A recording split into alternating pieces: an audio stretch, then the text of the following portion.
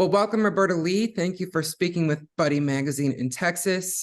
We are hitting the 1-year anniversary of when I spoke with you for WOUB PBS in Ohio, when you had a bunch of milestones at that time. And I think that was the first interview you had done since hitting your Kickstarter album goal. And I did a little tabulation of topics we had discussed then and where you were at and where you've already come in that last year. I'll do a quick recap if that's all right. Yeah. So first being that you had just not only met your Kickstarter album goal, but you had exceeded it at the time. And now the album is recorded. It's being released September 29th. So, and I'm going to do a quick recap because we'll revisit these because there needs to be a little bit of a elaboration on each. And with Black Opry, you and I had actually not quite met in real life when we'd spoken last. Right. Finally did in Cincinnati at Memorial Hall. I also saw you play in Bloomington, Indiana, which was my first time there. Was that your first time in Indiana as well? Yeah. Okay. Wow. Cool. Okay. At the time, you had recently had your CMT premiere with the Ghetto Country Streets music video. Since then, you have become part of the CMT family with the CMT Next Women of Country program that includes alumni such as Kelsey Ballerini, Ashley McBride, Carly Pierce, Mickey Guyton, Casey Musgraves, Lainey Wilson, and Miko Marks, who was then shortly after featured in a PBS documentary with Reese Palmer, whose shirt I'm wearing. Yes. Because I know Color Me Country was a key early aspect of your story. Yes. And then the last thing was at the time, a key aspect of hitting that Kickstarter album goal was the help of Brandi Carlile, whom I just saw you the other day, met in real life at last, right before she opened for Pink in a giant stadium, which she's done a few times. So for those who haven't quite been acquainted with you, I thought it was important to do a little recap of where you've been since our last interview. I'm going to link that interview because I think it's really cool to see the growth that an independent artist has done in that year's time. But let's start out with the new record, which is Too Much of a Woman, coming out September 29th. This is your first full-length release. Yeah. And there are a lot of key players on that, including Jackie Venson from Texas, my buddy. Can you talk about who's playing on the record? This record was very special in many ways because of who's playing on the record. I had the opportunity to include both national and local acts, national and local musicians. And so it was a great way for me to get to kind of establish myself in both my local scene and the national scene. And I thought that was very important. It was a little tempting, you know, some folks were like, oh, you should go to Nashville and record your album, or oh, you should go to New York and record your album. And it was very important for me to tap into the talent that was here locally in Virginia, to give us space and to give us, you know, an opportunity to continue to shine, you know, like we always do. So on the leading track, Too Much of a Woman, we have, of course, Jackie Venson, based out of Austin, Texas. We have Megan Jane and Ellen Angelico, who are based in Nashville. And then Vanessa McGowan, who is the bassist for Brandi Clark. And so we teamed up and we got that done together. And then for the rest of the record, I'm the executive producer of the record. I wrote all the songs myself, and I have a range of musicians who teamed up with me to complete some of the songs, some of them being members of my band. So shout out to Dion Langley, the drummer, Dion Langley, Bernard Easy on keys, Talton Manning on saxophone, Antoine Wesson on guitar.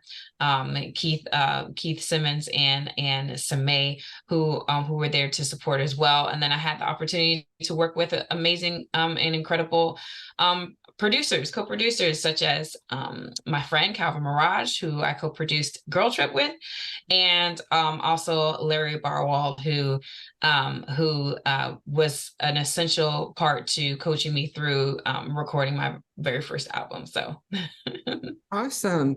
Can you talk about how you came across Jackie and how that came to be?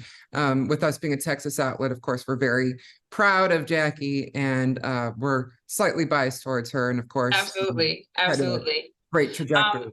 Well, I'm right there with you, Texas. Like I am a huge fangirl of Jackie Venson. She's one of the few artists that I kind of gag over a little bit. Her and Brandy Carlisle kind of have that thing over me. So with Jackie Venson, I was following her, and we were friends on Twitter and social media spaces for a little while.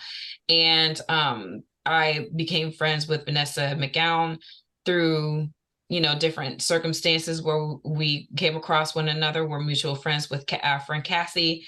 And when I put out to Vanessa the idea of doing an all women's lineup as far as musicians are concerned, I also reached out to Jackie as well, because we were following each other. We were friends on social media, and we all they heard the demo. Jackie Venson heard the demo. I had 100% her blessing, and she was ready to rock. So it was pretty easy to get that going. Yeah. And, something that I thought was a real key passage of the interview we did with WOUB PBS last year was you talking about launching your music career in your mid-30s, being married and being a mother, mm-hmm. and the effect that that's had on your artistry. And I see a little bit of a similar parallel with Jackie Venson, because contrary to what one might think upon initially seeing her, she didn't start playing guitar until she was 21. Right. And she was late in her time at Berklee College of Music.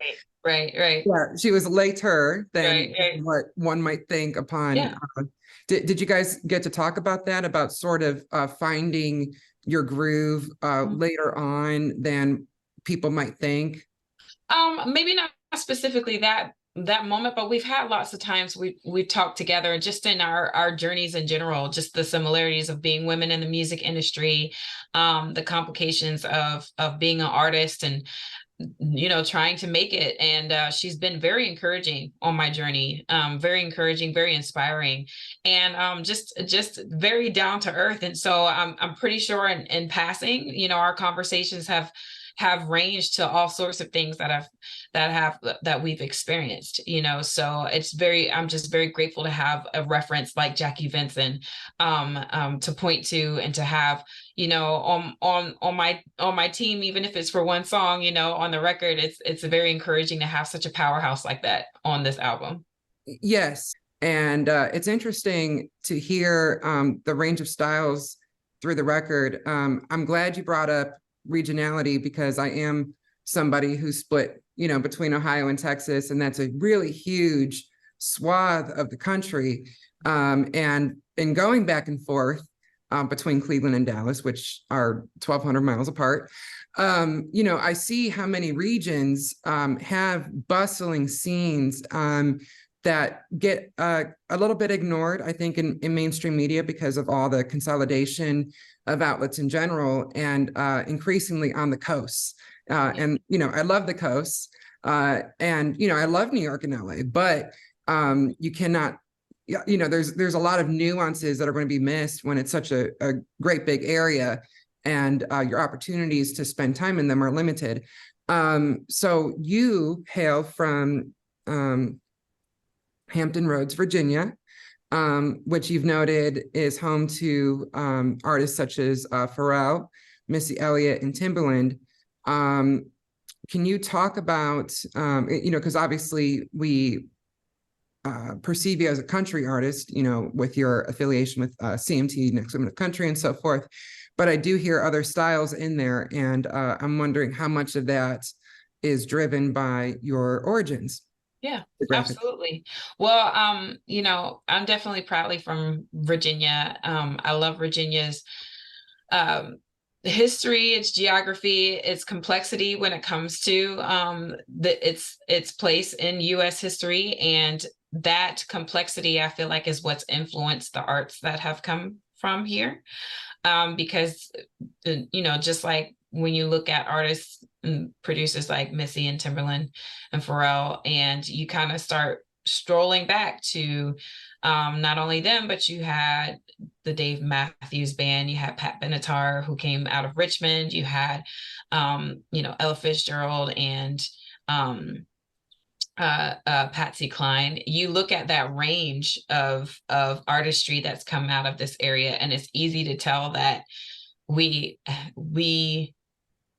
have a buffet of influence, because geographically we're really very central in to the states. We Bristol is where we border Tennessee, right? So you have that influence of country music, but then Virginia is is where you start to enter into the north, right? That's where a lot of trade, that's where a lot that obviously the military is here, so we get people from all over the world coming to this area, and so that diversity naturally influences the type of music that we produce out of here. And so I get, you know, references to different influences all the time, and I feel like they reflect very truthfully the, you know, I'm a product of my generation. I'm a millennial, and here in Virginia, I've gotten a slew of influences, and they just express that range. So yes, I have my, you know, the album itself, there are songs that are very traditionally country, and then there are songs that are country pop, and there are songs that are country jazz a little, you know, like there's all sorts of things kind of happening, and I just like having fun with that. Yes, and so as you were naming off those other styles, I was thinking about specific tracks where I picked up on things and jotted down, uh, you know, what struck me, and I'm going to get to that in a second. But you brought up a great point about, you know, Virginia and the complicated history, and you were a public school teacher. Mm-hmm. All right. I knew you were a teacher, but I was like, I think it was public school. I want to double check. And, you know, we are going through such a time right now when it comes to public education. And it seems Virginia has been a bit of a harbinger, or, you know, an eye of the storm, so to speak, as far as, you know, public education and what can be taught in public education being such a flashpoint in elections. I think the last gubernatorial election was, that was a big hot button issue, is what can be covered in public schools. And as you were talking about that complicated history, I was thinking about how, you know, Monticello is in Virginia, Thomas Jefferson's estate.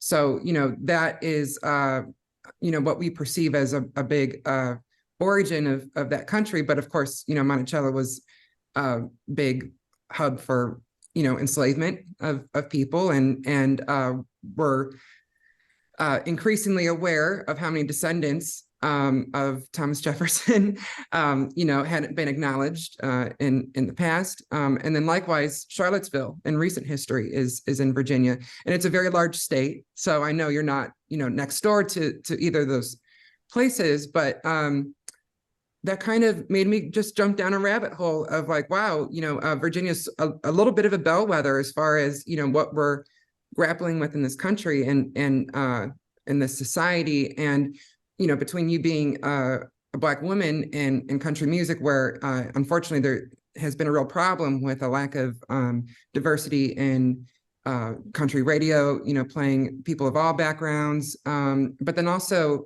having that public school teacher background where, you know, again, public education is such a flashpoint, I guess, in the discourse. How does that factor into your artistry? I know that's a kind of a broad question, but you, and talking about that really got my mind going. Well, you know, country music, they call country music three chords and the truth, right? Mm. And so when you have a certain demographic that dominates this three chord and the truth conversation, where they kind of come up with this, they tend to have the same experience, and so they have the same truths. So when you have a diversity in this genre, and you have women, people of color, you know, and LGBTQ, and the list goes on, you're going to start having more truths that don't necessarily reflect the truth that that genre was portraying for as long as we've known, right? Those truths start to look a little different. And so that's why, you know, here in Virginia, like you said, there is a complexities. I remember a friend of mine described Virginia as a purple state.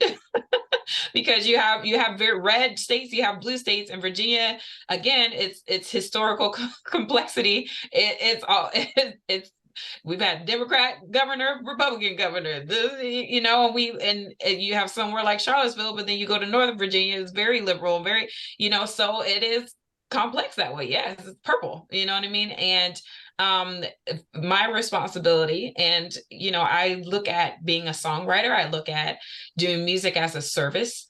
And so my responsibility as a songwriter in this service is to share the side of the truth that deserves to be highlighted as well. So I guess if that answers the question, yeah, that's my job. Yeah. Yeah.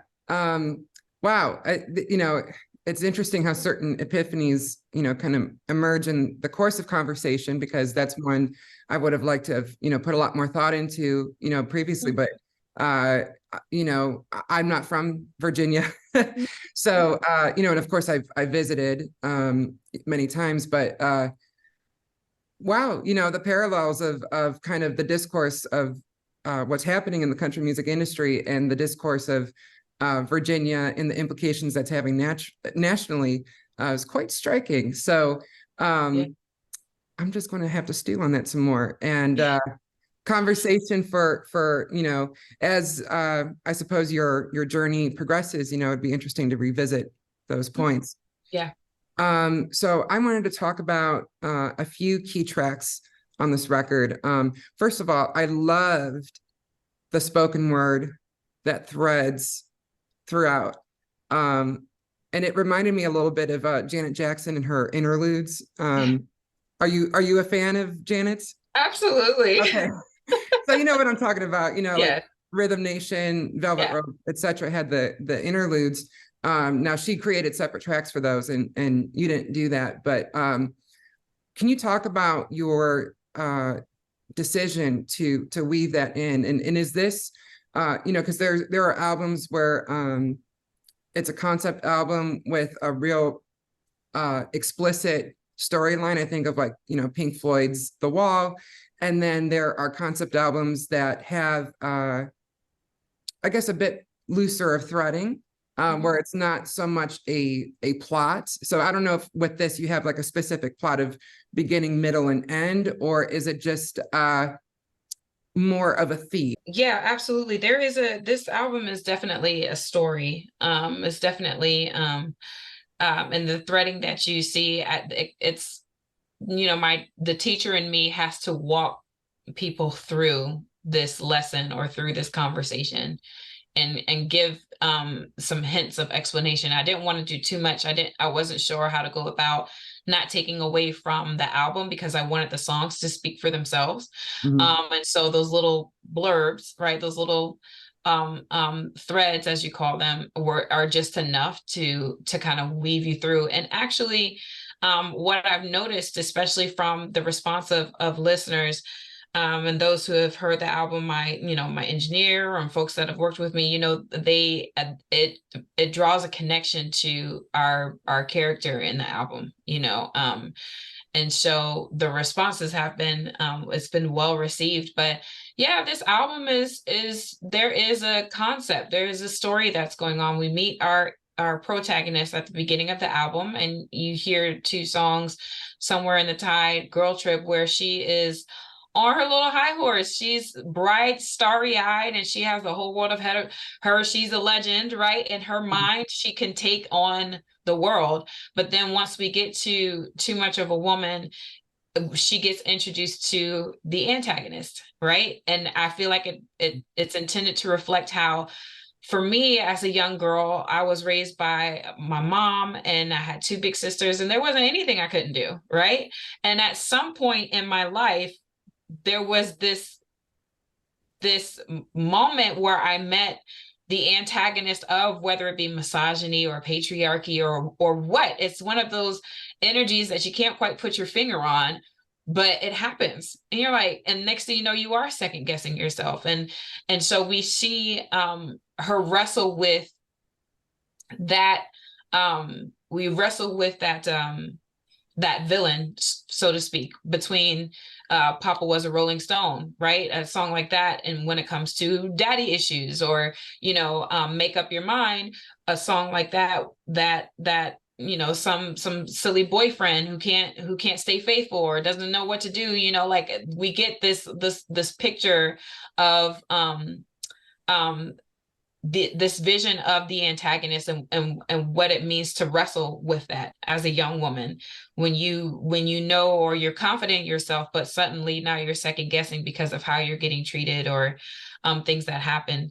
And so once we get to Midnight Matinee and through it all, Midnight Matinee is all about her trusting her intuition, right? And making decisions in her life for herself instead of for other people. And then we start to see the fruits of her labor and the fruits of that internal work when we get to Stronger This Time. And she's practicing, healthy coping mechanisms. We see her enjoy dinner sense at Nina Simone with her family and someone who does love her. And at the end, we see her kind of coming to herself, where it's like, yes, I admit that I'm confident in my strength, but I'm also confident in my weakness. I'm confident in asking you for help. I'm confident in receiving that help from you.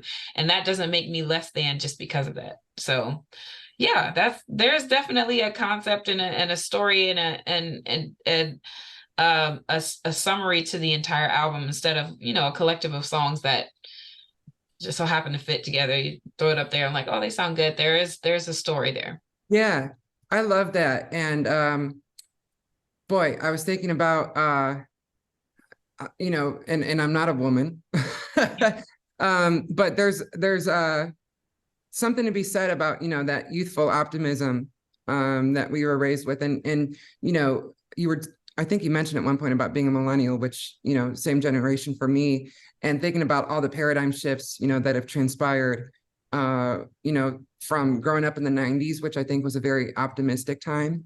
And, 9/11 happening, and then, these wars being launched. And and I've spoken about this, like a Shirley Manson of Garbage, how they were really forward in the artistry of the 90s, and then 9/11 happened, and like just the climate of the country and society changed so drastically. And that would have been, sort of at the beginning of our adolescence, maybe, slightly different timelines. But then you had the emergence of social media and the way that would kind of, mess with our heads as far as I think some folks getting a greater sense of their influence than others, but also, the effect that has on self-esteem. And, those conversations are happening now, but I feel like back then that was such a wild, wild west as far as, we were sort of the guinea pigs in that. And then, coming of age when President Obama was elected. And then, of course, that was followed by Trump. And then the emergence of the Black Lives Matter movement. So I guess where I'm going with that is, it's interesting to see, your portrayal of the protagonist's journey and sort of the broader implications for a whole generation, as far as tapping into that youthful optimism and perceptions of what we thought possible, and then seeing a lot of accomplishments transpire in that time, but also crushing disappointments and having to sort of reckon with a different reality than what we had thought. Yeah. So if you couldn't tell, I was a sociology minor in college, so I'm always thinking in terms of that. But yeah. do you think that there is sort of a broader millennial, and maybe not just millennial, I can only speak from my own, lens of that generation, but beyond and I don't want to, overlook the specific nuances for women in particular, but and what you described, I saw so much in the way that people of all walks of life, you and I might be the same generation, but me being a man, me being of a different race, coming from a different part of the country, and so on. And yet so much of what you were speaking to was like, wow, this makes me want to, sort of look back on my own life and journey in the society I was reared in and where I'm at today. Yeah. Yeah, absolutely. I think that's what's so powerful about telling our stories, is that we don't know how someone else who has a completely different walk of life from us actually relate to it. And I think I said that the other day. I'm like, we all have so much more in common than we give ourselves credit for. But yeah, our generation, millennials, we are the generation that has been pushing through those walls and those ceilings to break what's felt like a curse over our nation of being overworked, underpaid, and going. And we're like, no, stop. We do need therapy. Yeah, we're going to therapy. We are the therapy generation. We are finding peace. We are healing. We're going to therapy. We're going to do the work. And so even in this record, and Too Much of a Woman, where obviously I'm speaking from the perspective of my, experience as a woman, but in general, this reflects a lot of people's sentiment, and it really warms my heart how many men love the album, how many men love the single Too Much of a Woman, especially Girl Trip. I mean, that it tickles my soul so much. How many times I've performed Girl Trip, and afterwards whether it was at the club or wherever we were, the dudes walk out and they'll say, yeah, and they're just singing. They are just all over it. And that's the point. I've listened to lots of songs that were from somebody else's completely different perspective of something that I've never lived. And I'm like, a good song is a good song. And if it's good, I'm going to sing it. You know what I mean? I don't care. That's not, we never make an exception, right, to those stories and those experiences, because we know at the end of the day, there's prime example is Dolly Parton's Dumb Blonde, right? That she sings that song, and she jokes because she's not even blonde, but I hear a song like that, and I can find in my personal life where somebody wanted to discredit me or treat me less than because of a certain feature that I had, or because I was a woman, or because of what. So we get to listen to music, we get to experience art, and that's what's powerful about art, is that we get to experience it, take it. It goes through the computer, our brain, and we get to calculate it in a way that makes sense to us personally, right? Even if it was from the perspective of somebody else, we get to interpret it in a way that helps us to relate to it and understand it. You know what I mean? So that's the power. That's what's so powerful about creating art, is that it's going to speak to people no matter what. When it's good, it's going to speak to somebody.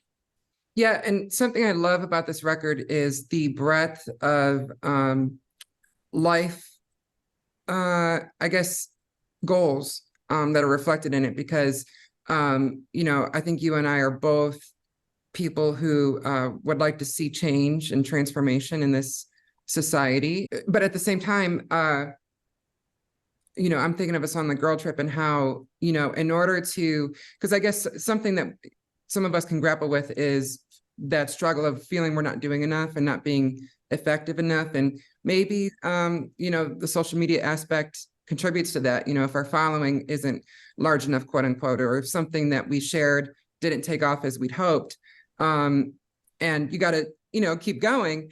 And yet there's a song like Girl Trip, which is about letting loose. And one could argue, okay, that's time that could be spent, trying to affect more change and whatnot. But I feel like, you need, in order to charge your batteries, you need escapes. Yeah, you got to fill the only way you can pour out is if you pour in. Mm.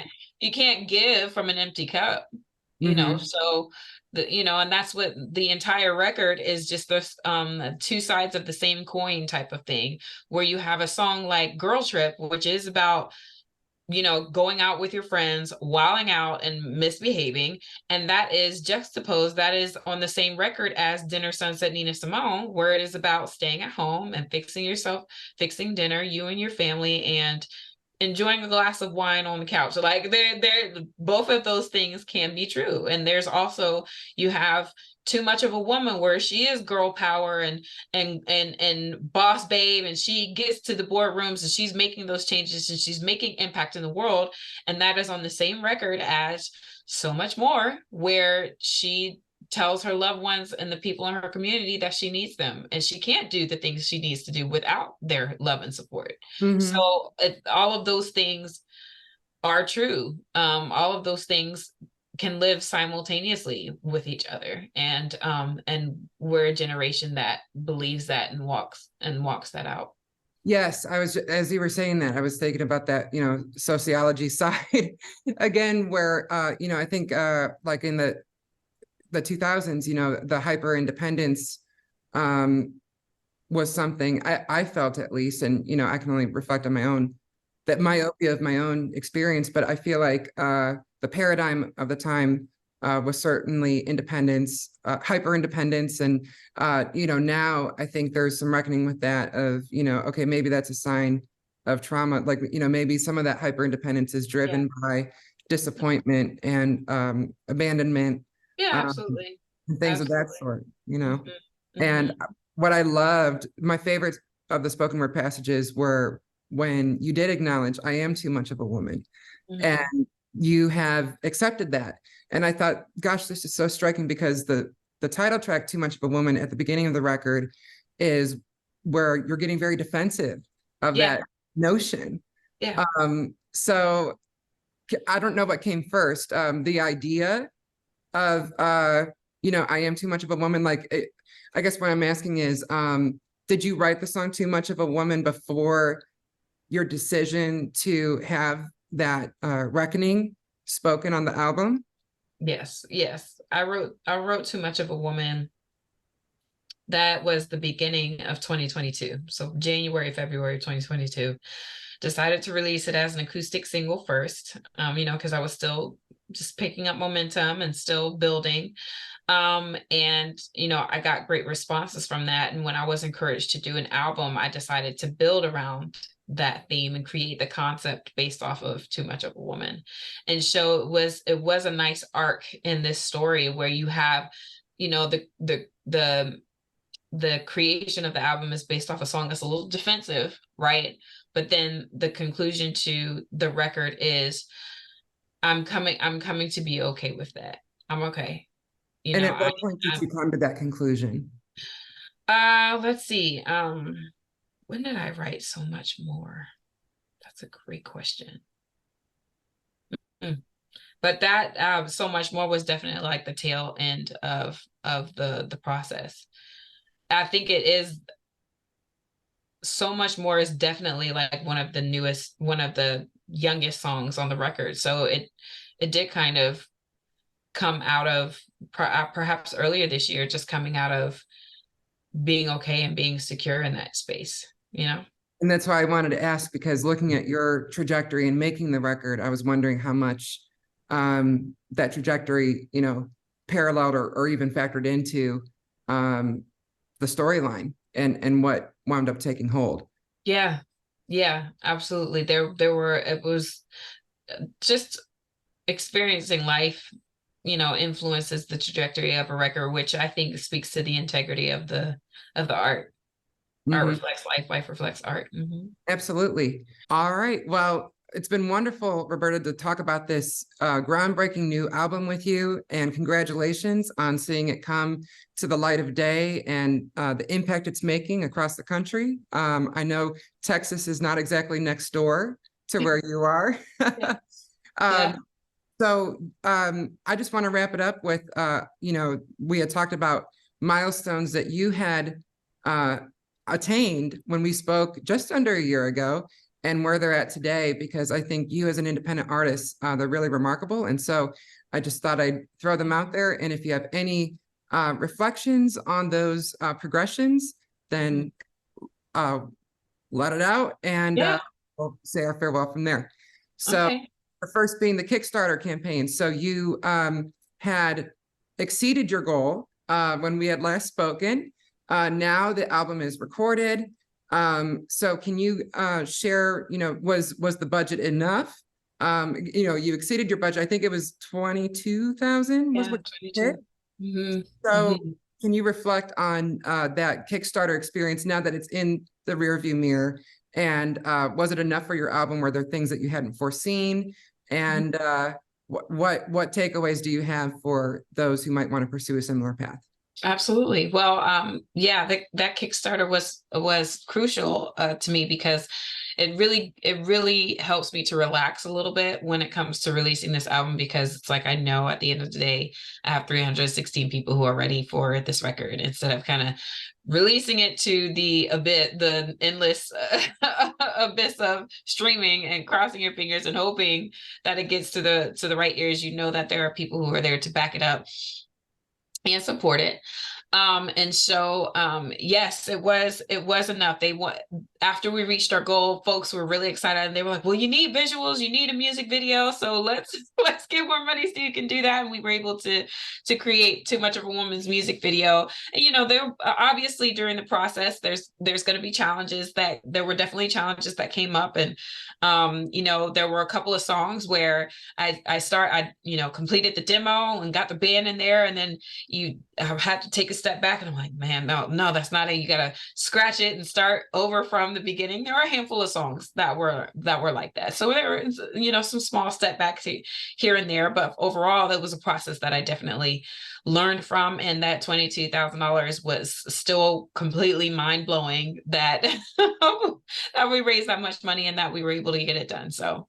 Yeah. So you mentioned songs where you had to scratch and start over. One that I was very struck by was Make Up Your Mind, because it kind of reminded me a little bit of like heavy metal, like 80s specifically. Is that a strong influence on you? Is like that genre? Oh yeah. Era? Yeah. I think Make Up Your Mind is Tracy Chapman meets Michael Jackson. Okay. Yeah. Tracy Chapman's Give Me One Reason, and Michael Jackson, like that song is giving that spirit. But that is actually the oldest song on the record. That song's been written. I've been working on that song for like 5 years, I think.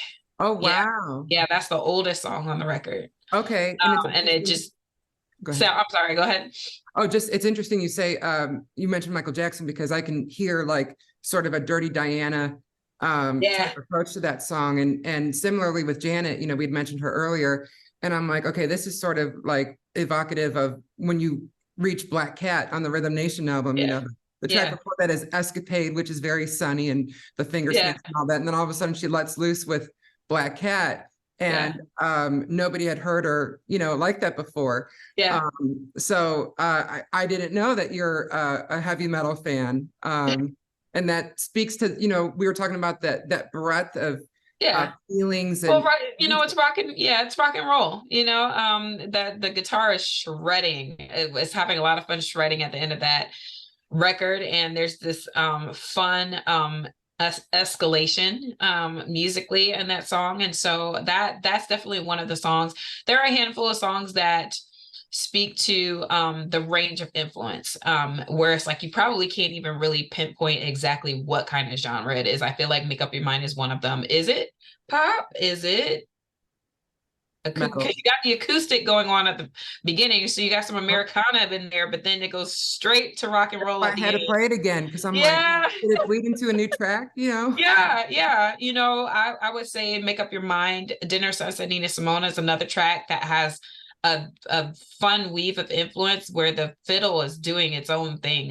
It's nothing like you've heard on a country record before. And then, as I mentioned earlier, you have songs that are very traditional and they perfectly ride the lane. Small Town Boy just fits right in that country song lane. And then you have songs that are stripped back and, Somewhere in the Tide, Midnight Matinee, so much more. They're so stripped back as far as production is concerned that they kind of just elevate on their own. So yeah, Yeah. had a lot of fun with that. Yeah. Yeah. And I had a similar moment with Stronger This Time in the saxophone. Yeah, so Um, much fun. yeah. Well, so on that Kickstarter note and the, the progressions, Brandy Carlisle, you had spoken to me last year about how her unexpectedly, because you certainly hadn't anticipated Brandy Carlisle would get in the mix. Yeah. And you just the other day, I saw you in Nashville for Americana Fest, which Buddy Magazine is covering as well. You got to meet her in real life. Yeah. So That was what the was that like? that was a dream come true. I knew it would happen eventually. And so, but I mean, Brandy Carlisle is just, she is definitely a top tier artist in this generation right now. And definitely an inspiration as far as how she's gone about. She's been going at it for over 20 years before really hitting mainstream, and she's created found a strong fan base that supports her, and now she's on tour with Pink. So being able to meet her and admiring her as a songwriter and an artist, and what she's doing to help other artists both young and old, like she's just like, who wouldn't want to be like her? I'm not exactly sure who would say no to that, right? So it was a full circle moment, especially to meet her exactly almost a year later from the Kickstarter. Like, I couldn't ask for a better full circle. Yeah. Well, another full circle that was on an even quicker timeline was CMT. Yeah. I've spoken to, it was just I guess weeks after they premiered your Ghetto Country Streets music video. And then in January, something I was proud to be part of and we covered for WOEB NPR, was your induction to the CMT Next Women of Country program, where the MC was none other than Reese Palmer, who I know was a foundation for you in this music journey for and your music career. So can you talk about CMT Next Women of Country and what that's done for your career and perhaps broader artistry and perception? Yeah, absolutely. I mean, the franchise CMT's Next Women of Country is, it is another cornerstone and foundational for me as an artist. I mean, it is very relieving to be a part of communities that support me, that support artists like me, where we just need a little boost. We need a little, we just need a little bit of a support. And it kind of goes to show between Color Me Country, you have Black Opry now, and then CMT came along, and also this year becoming a member of the Recording Academy. It's like there seems to be a nice progress of leveling up, so to speak, in my journey as an independent artist. It's just one small step at a time, and they get more bigger and even more impactful. And I'm just absolutely grateful. Leslie Fram, she is very inviting and very approachable. I don't know, it just kind of reflects what happens when women get in the game and we create a community in which there's enough room for everyone to eat and we all support one another. That's just your prime example. Yeah. And I always think what the music business could be if Leslie Fram was your typical music executive. Yeah. So I'm with you there. And then the last thing, and this is something that I think sort of parallels themes of the record that we had spoken about with Black Opry. You're now going into year 3 with them. Yeah. And the story of Black Opry and Holly, the founder, her journey, I think, it's easy to get overwhelmed by the barriers of the times, as far as the widening income inequality and, consolidation of companies and so forth, and rising costs of living existing, let alone, putting on shows and things of that sort. But her very grassroots rise, and you were an early part of that, I think is a very needed and timely source of inspiration for folks trying to make their way in this precarious era. So, we were talking about like how I think our generation, that our adolescence being defined by that hyper independence sort of conditioning. And, I think we're going through a process now of realizing that we do need to depend on others and, lean on others. And we do have those moments of weakness. So that I think is a great way to conclude our in-depth conversation about this phenomenal record is year 3 of the Black Opry and what you've learned in that journey and what's to come. Yeah, absolutely. Absolutely. Well, the Black Opry, again, another space, another community that has been foundational to me and that has given me space to grow and become who I am as an artist. Approaching year 3 with them, they have provided a space and opportunities to be on some stages I could have never had imagined and that a lot of people dream of. For example, we did Newport Folk Fest this summer, and that is huge. I mean, absolutely incredible to have had that opportunity. And so the Black Opry continues, Holly continues to do the footwork to be able to provide platform for artists who deserve a chance. And so I'm looking forward to continuing to build on that, to continuing to expand on that, and hopefully being a resource for somebody else when I get to a point where I could reach back and help someone else. Wonderful. Well, congratulations on everything that you have accomplished in the last year and the growth you've had as a person. It's, like I said, very interesting to mirror how the progression of that record has been woven with your progression as a person and an artist. And I think a lot of people from all walks of life will find a lot to enjoy and grow from in listening to this record. So, and you will be forever enshrined as my very first interview for Buddy Magazine in Texas.